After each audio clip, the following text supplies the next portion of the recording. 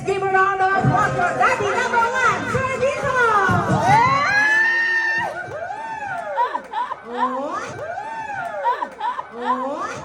How about Daddy number two, Kuya Oscar?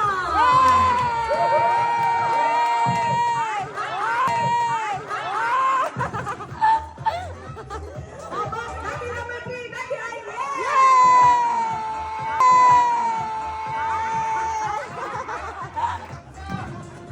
Daddy number one, Kuya Rito! Kuya Rito! Okay. Magaling ba rumama? Magaling? Pwede? Pwede, pwede. Our second round ay magkakaroon tayo ng talent portion. Okay, talent portion ha. So, DJ Alvin, pwede malapit natin ang jumbo hotdog dyan. Okay. Sir Rito, dito pa tayo. Sir Rito? Kasama yun? Kasama yun? Opo, kasama po yun ako. Ito po yung yung surprise game ni Ma'am Juby, ni Ma'am Sid. Ang mananalo po dito, pinakapogin dati, ay magkakabit ng 1,000!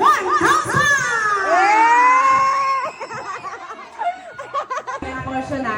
So, DJ Alvin, pwede malapit natin ang jumbo hotdog dyan. Okay, sige, ready na tayo, DJ Alvin. Okay, ready na? So, mga daddy, ladies and gentlemen, palapakan po natin ating mga poging daddies for Jumbo Hotdog!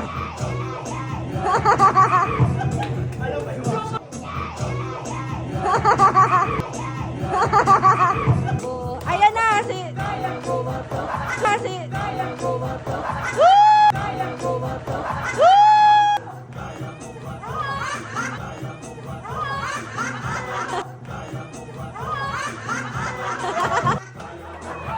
San?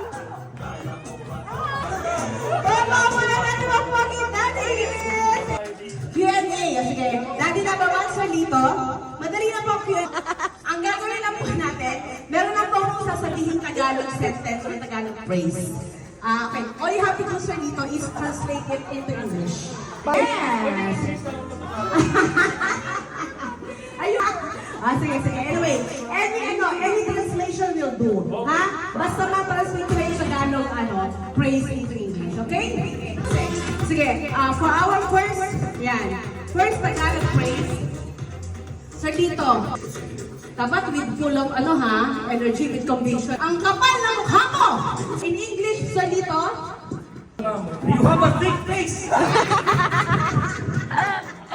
wala mga natin! Yan, Daddy Oscar. Yan. Okay. Okay. Daddy Oscar. Daddy Oscar, ito. Translate mo into English. Bato-bato sa langit. Ang tamaan, huwag magagalit. In English, The Bristol!